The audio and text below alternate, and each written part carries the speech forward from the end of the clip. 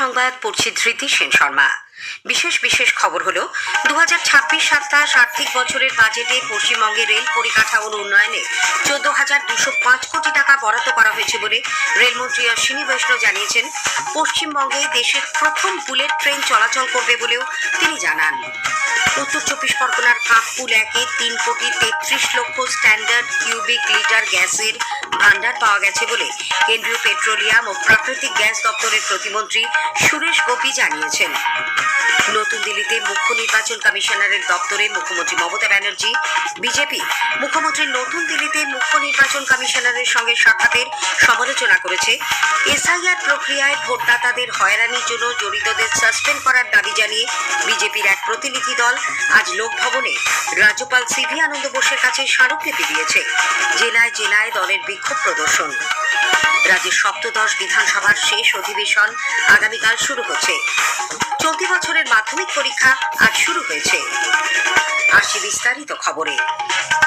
2026-27 আর্থিক বছরের বাজেটে পশ্চিমবঙ্গের রেল পরিকাঠামোর উন্নয়নে 14,205 কোটি টাকা বরাদ্দ করা হয়েছে। রেলমন্ত্রী অশ্বিনী বৈষ্ণব আজ বাজেট পরবর্তী এক ভার্চুয়াল সাংবাদিক বৈঠকে একথা জানিয়ে বলেন, সারা দেশের জন্য বরাদ্দ হয়েছে 2,78,000 কোটি টাকা। और वेस्ट बंगाल की रिकॉर्ड बजट है 14,205 करोड़ रुपीस। वेस्ट बंगाल में बहुत ही बड़ा फोकस है रेलवे कनेक्टिविटी का, जो कि कंप्लीट स्टेट रेलवे पे बड़ा डिपेंडेंट है और बहुत ध्यान दिया गया नई ट्रेन का। करीब 1 डजन से ज्यादा नई ट्रेन अभी हाल ही में हमारे प्रधानमंत्री श्री नरेंद्र मोदी जी ने स्टार्ट की है और इससे पहले भी करीब 100 से अधिक ट्रेन इन 10 वर्षों में स्टार्ट हो चुकी है। বাজেটে পশ্চিমবঙ্গের ডানকুনি থেকে গুজরাটের সুরাট পর্যন্ত রেলের যে পণ্য করিডোরের প্রস্তাব রয়েছে তারও উল্লেখ করেন রেলমন্ত্রী। তিনি জানান, দেশের মধ্যে প্রথম পশ্চিমবঙ্গে বুলেট ট্রেন চলাচল করবে। বারাণসী থেকে শিলিগুড়ি পর্যন্ত প্রথমেই ট্রেন চালানো হবে, তারপরে তা সম্প্রসারিত হবে অসম পর্যন্ত। আদালতের নির্দেশ সত্ত্বেও পশ্চিমবঙ্গ সরকার কলকাতার চিংড়িঘাটায় মেট্রো রেল প্রকল্পের জন্য জমি দেয়নি বলে শ্রী বৈষ্ণব অভিযোগ করেন। वेस्ट बंगाल गवर्नमेंट की तरफ से हाई कोर्ट का ऑर्डर होने के बावजूद भी चिंगड़ी घाटा में परमिशन नहीं दी जा रही है। वहाँ पे एक बाईपास रोड भी बना दी गई है, हाई कोर्ट ने भी ऑर्डर दिया है, फिर भी करीब 1.5 साल से ज्यादा हो गया, लेकिन पश्चिम बंगाल की सरकार की तरफ से काम आगे बढ़ाने की परमिशन नहीं है। কেন্দ্রীয় বাজেটে পশ্চিম বর্ধমানের দুর্গাপুরকে উত্তর পূর্বাঞ্চলীয় শিল্প করিডোরের সঙ্গে যুক্ত করার ঘোষণা করা হয়েছে। এই ঘোষণায় খুশির হাওয়া দুর্গাপুরে। নতুন করে আশার আলো দেখছেন শিল্পাঞ্চলবাসী। এদের একজন বাজেটে দুর্গাপুরকে উত্তর পূর্ব শিল্প করিডোরের সঙ্গে যুক্ত করার ঘোষণায় অত্যন্ত খুশি বলে জানিয়েছেন। হিসেবে দুর্গাপুরবাসী হিসেবে আমরা খুব গর্বিত বোধ করছি এই বাজেটের জন্য। যে একটা সময় তো আমাদের দুর্গাপুরে চিমনি ধোয়াতে পুরো ভর্তি হয়েছিল এবং আস্তে আস্তে সেগুলো মোটামুটি বন্ধ হয়ে গেছে। তারপরে যে এই যে নতুন একটা প্রকল্প ঘোষণা করেছেন, তাতে আমরা খুবই আনন্দিত এবং গর্বিত, এবং দুর্গাপুরে একটা মানুষ একটা নতুন আশার আলো দেখছে। আমার নাম মুকুল মণ্ডল, বিজন, দুর্গাপুরে। উল্লেখ্য, দুর্গাপুর ইস্পাত কারখানার আধুনিকীকরণ ও সম্প্রসারণের উদ্যোগ নিয়েছে কেন্দ্রীয় সরকার। উত্তর চব্বিশ পরগনার কাকপুল 1-এ 3,33,00,000 স্ট্যান্ডার্ড কিউবিক লিটার গ্যাসের ভান্ডার পাওয়া গেছে বলে কেন্দ্রীয় পেট্রোলিয়াম ও প্রাকৃতিক গ্যাস দপ্তরের প্রতিমন্ত্রী সুরেশ গোপী জানিয়েছেন। রাজ্যসভায় আজ শ্রমিক ভট্টাচার্যের এক প্রশ্নের লিখিত উত্তরে শ্রী গোপী জানান, 2022 সালের 20 অক্টোবর কাকপুল 1-এ ওএনজিসি খনন কার্য শুরু করেছিল, যা গত বছর 19 অক্টোবর শেষ হয়। 2,730 মিটার গভীর পর্যন্ত খনন কার্য চলার পর ওই পরিমাণ গ্যাসের সন্ধান পাওয়া গেছে বলে ওএনজিসি সরকারকে জানিয়েছে। রাজ্যে এসআইআর প্রক্রিয়ায় অনিয়ম ও প্রাণহানির অভিযোগ তুলে তৃণমূল কংগ্রেস নেত্রী মুখ্যমন্ত্রী মমতা ব্যানার্জি আজ নতুন দিল্লিতে মুখ্য নির্বাচন কমিশনার জ্ঞানেশ কুমার সহ কমিশনের পূর্ণাঙ্গ বেঞ্চের সঙ্গে বৈঠকে বসেন। তার সঙ্গে ছিলেন দলের সর্বভারতীয় সাধারণ সম্পাদক অভিষেক বন্দ্যোপাধ্যায় এবং এসআইআর এর কারণে ক্ষতিগ্রস্ত বলে শাসক দল চিহ্নিত 5টি পরিবারের সদস্য সহ 15 জনের প্রতিনিধি দল। কিন্তু ঘণ্টাখানেক পর মুখ্যমন্ত্রী বৈঠক ছেড়ে বেরিয়ে আসেন। সাংবাদিকদের কাছে তিনি অভিযোগ করেন, বৈঠকে তাদের সঙ্গে দুর্ব্যবহার ও অবিচার করা হয়েছে। আগামীকাল এই ব্যাপারে তারা পরবর্তী পদক্ষেপের কথা ঘোষণা করবেন বলেও তৃণমূল কংগ্রেস নেত্রী জানিয়েছেন। এদিকে বিজেপি মুখ্যমন্ত্রীর নতুন দিল্লিতে মুখ্য নির্বাচন কমিশনারের সঙ্গে সাক্ষাতের সমালোচনা করেছে। দলের রাজ্য সভাপতি শ্রমিক ভট্টাচার্য আজ এক্স হ্যান্ডেলে এক বার্তায় বলেন, 12টি রাজ্যে এসআইআর প্রক্রিয়া চলেছে, হয়েছে, কিন্তু অন্য কোনো রাজ্য থেকে কোনো মুখ্যমন্ত্রী এভাবে কমিশনারের সঙ্গে দেখা করেননি। মমতা ব্যানার্জি ভয় পাচ্ছেন বলেও তার দাবি। দিল্লি পুলিশ বঙ্গভবন ঘিরে রেখে এখতিয়ার বহির্ভূতভাবে তল্লাশি চালিয়েছে বলে মুখ্যমন্ত্রীর অভিযোগও খারিজ করে দিয়েছে বিজেপি। বিরোধী দলনেতা শুভেন্দু অধিকারী কলকাতায় সাংবাদিকদের প্রশ্নের উত্তরে জানান, পর্যাপ্ত তথ্যের ভিত্তিতেই দিল্লি পুলিশের এই পদক্ষেপ। নিশ্চিতভাবে দিল্লি পুলিশের কাছে কিছু ইনপুট রয়েছে।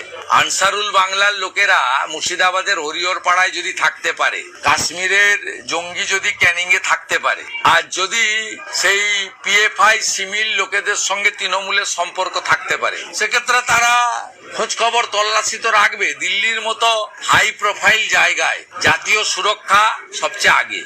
উল্লেখ্য, নতুন দিল্লিতে বঙ্গভবনে আজ সকালে দিল্লি পুলিশের তল্লাশি চালানোর অভিযোগে সরব হন মুখ্যমন্ত্রী।